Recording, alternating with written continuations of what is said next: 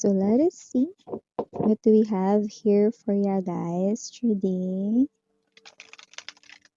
But I'm sensing something, parang, I don't know, super lungkot. Pero parang nakakaamoy ako ng, hindi masangsang, pero parang, alak? Hapon pa lang, alak? Let us see. Someone here could be experiencing hangover. Or baka talagang umiinom siya ngayon. Lakas ng amoy. Alak pa.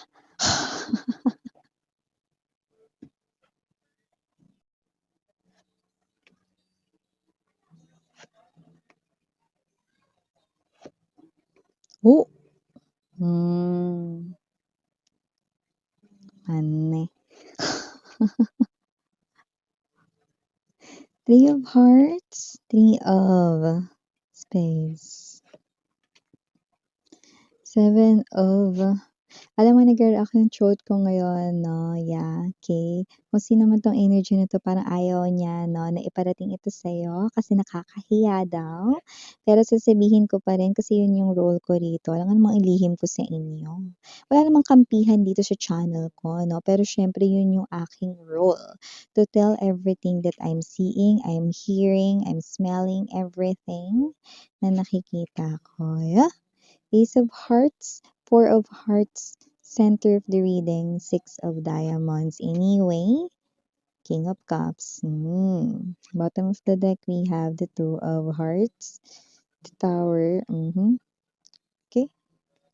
Hermit para sa ating bottom of the deck. Excuse me.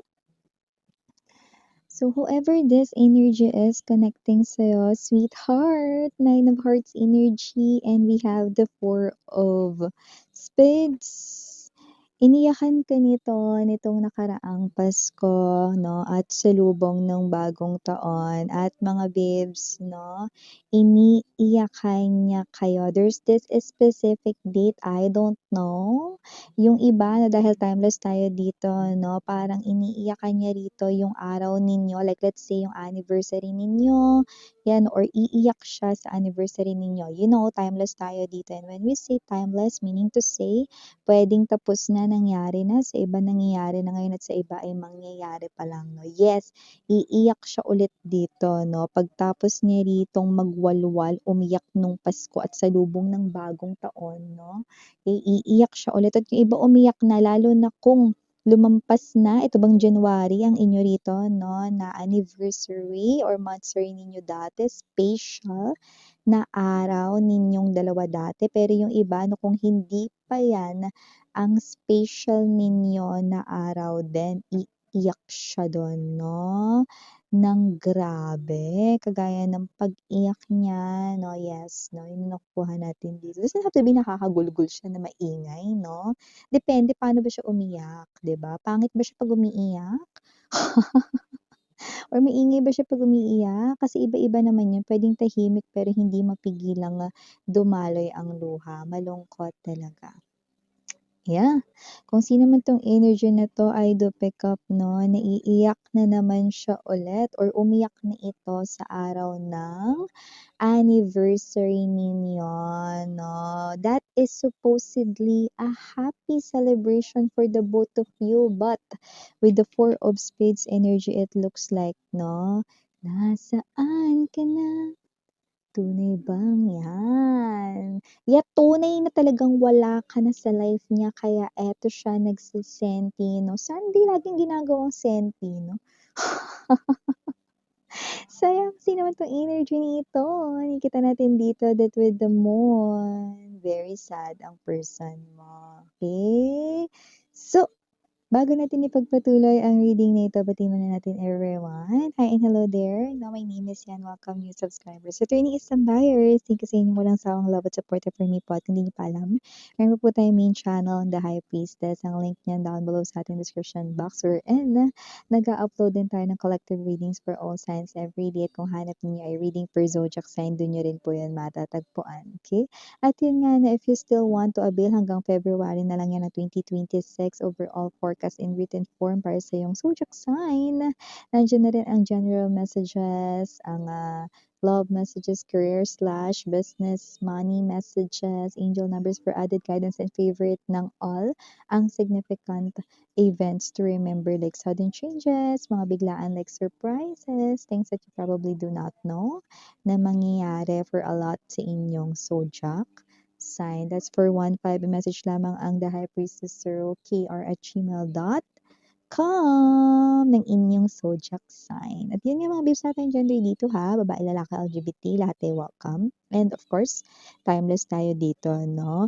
Sa iba, no, nangyayari na ito. Sa iba, nangyayari na po ngayon. No, lalo na kung ngayon pala yung araw ng ano ninyo. Oh, isang malaking ouch ang nararamdaman ng person na ito. At yung iba, no, yes, okay, mangyayari pa lamang, no, kung ibang araw naman ang inyong special date, 'di ba? So, nakita natin dito that with this energies, yeah, ito yung same energies na nakuha ko na nagwalwal nitong nakaraang Pasko, no?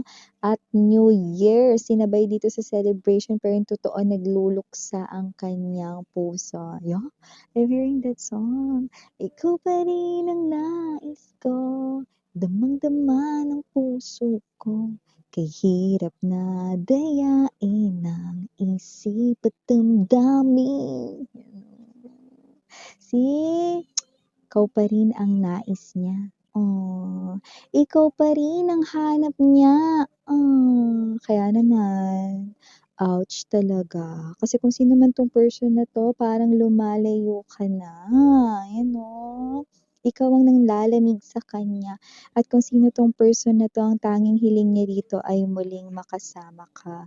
9 of Hearts energy. Okay? So, I do pick up that this person here, maaaring nagmahal siya dito ng iba, pamamangka sa 2 ilog at pwedeng 3 pa ang iba. Pero with the 3 of Trees, definitely may third party talaga. So, nakita ko dito, no, na kung sino man tong person na to, no, hinihintay pa rin niya, no, ang inyo ditong pagbabalik at pagbibigay ng chances sa kanya, no? 6 of Diamonds energy, nabubuhay siya ngayon sa kanyang pagpapantasya na kayong dalawa ay magsasama pa rin, no? Na magbubukas itong oportunidad ng langit sa inyong muling pagsasama, no? Pero ang hirap nito kasi parang siya rin yung nagbablock ng sarili niyang hiling, no? Bakit, ano ba yung miss niya? Ibig mo sabihin? Ibig ko sabihin, wini-wish niya yung the best para sa inyong dalawa, 'di ba? Gusto kanyang makasama, 'di ba?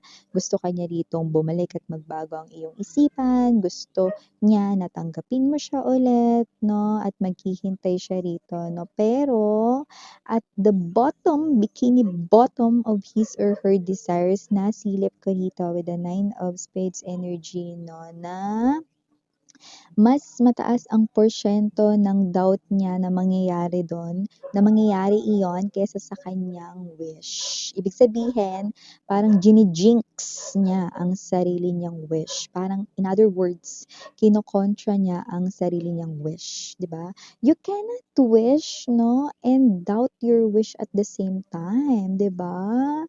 This person here, crazy ba siya? Ani? Hindi. Pero, this person here, no, ay tinatawag ito na ito yung nangyayari ngayon. Ito yung realidad. So, parang yung wish niya ay mananatiling wish niya na lang, no? Parang ganon, no? So, whoever this energy is, this person here, Ace of Hearts energy, 4 of Hearts, no one can console him or her. No one can comfort him or her. No one. Yan. Naalala ko pala yung kanta ni ano.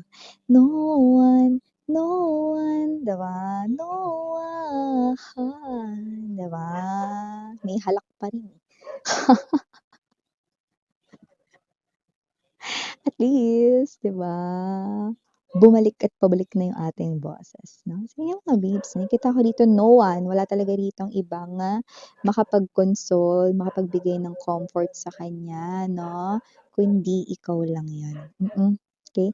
Walang pumapalit sa puwesto or lugar mo 'no, sa'yo lang iyon at nakikita ko dito na maghihintay pa rin siya sa iyong pagbabalik no matter when yaan. Nakikita ko rin dito 'no, that with the Three of Spades energy, high chance 'no, na kung sino 'tong energy na 'to, na gustong-gusto niya talaga rito na maitama ang kanyang pagkakamali 'no. Pero alam niya na ang bagay na nagawa na ay hindi na rito mabubura pa, lalo na sa ala-ala 'no. Yeah, that's right, 'di ba?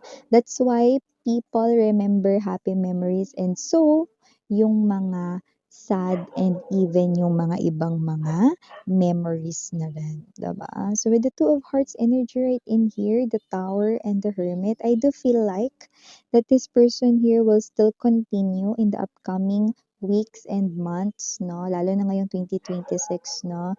Ay ang kanya ritong awakening year, ang kanya ritong realization year, no? Transformation with the Tower, no? Nakita natin dito that your person right in here, no? The universe are telling me, no, na itong tao na to, no, ay marami pang kailangang pagdaanan at matutunan sa inyong koneksyon, okay, bago siya rito makabalik sa buhay mo. So whether you're waiting for this person here or not, no, may mga magbabalik dito sa buhay mo na pero may mga kailangan mo na siya ritong pagdaanan at matutunan 'no, with the Hermit energy, okay, ng mag-isa 'no, hindi mo siya puwedeng tulungan, 'yan 'no. Bakit 'di ko rin naman siya tutulungan, miss. Kasi nga nanlalamig ka na, 'di ba? So, kung sino man 'tong energy na 'to, lumalayo ka na kasi sa kanya. Pero gano'n naman, bago siya dito ibalik sa iyong buhay 'no, universe ay saying na may mga pagdadaanan pa siya rito 'no, na gabutas ng karayom yung pagdadaanin niya. So, definitely whoever this energy is, good luck 'no? Kasing hirap kaya magsuot pa lang ng sinulid dun sa karayom, yun lang kasya dun, 'di ba? Pero hirap ka pa. 'Di ba, paano pa yung pagkasya niya yung buong katawan niya dun, 'di ba? Hindi kaya masira yung karayom.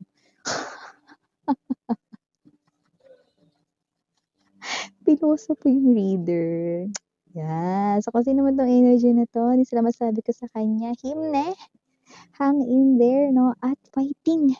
Yan 'no, laban lang. Pero I'm gonna tell sa inyo na ano man yung nararamdaman nitong person na 'to na pagsisisi, yeah, okey, talagang feel na feel niya yun ngayon 'no, at, ang tangi rito 'no na pag-alo 'no at, gusto niya rito 'no na mga kamay na dumampi sa kanya ritong balikat 'no at mag-tap nito at palakasin ang kanyang loob, eh, walang iba kundi ang mga kamay mo, okey. So, kung kahapon 'di ba, Suncho ba 'no, puwede ko bang kamay mo, puwede ko bang hiramin yung kamay mo? "Weh, bakit?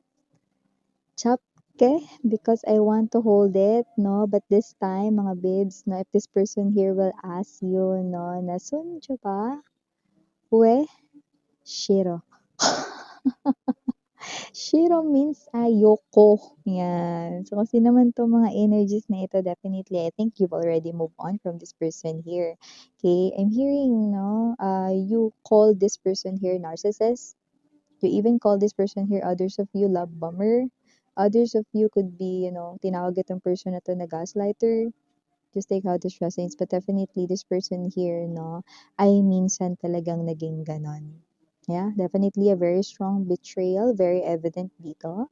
Kaya nakikita ko kung bakit ganyan ka sa reaksyon patungkol sa tao na to, no. Well, I do see that whoever this energy is, this person here looks like, pinagsisisihan niya rito ang bawat nagawa niya rito, no, na maling desisyon, especially sa pag-iwan niya sa'yo rito, sa pag-abandona. This person here, dadaan pa siya rito sa maraming pagsubok bago siya ibalik sa buhay mo. Pero, it's up to you kung tatanggapin mo siya or hindi, 'no? But I'll guarantee you guys, 'no, that the universe ay telling me that your person here is definitely, 'no, talagang, hindi ito walang halong pagbabalat kayo, 'no, at ito rin talaga ay totoo. Gusto niya talaga that this time, I just saw 333, okay? The angel number of balance. I do pick up that this person here will prove to you that everything ay now change kapagka muli mo siyang pinatuloy sa inyong life, 'no? Well, it's up to you, sweetheart, okay? So, for the initials right in here, we do have unang-una diyan capital letter Y. We also have here capital letter P, and dito rin ang capital letter L, and for the rest of the letters might not be capital. Let's go! J, A, K. Yeah. Okay, and last but not least, we have the letter I. So yeah, these are all the messages I've got right here for you guys. Again, I'm Rihanna, Ani for the girls, and Yana, Duna for the boys. Sarang I love and light. Annyeong.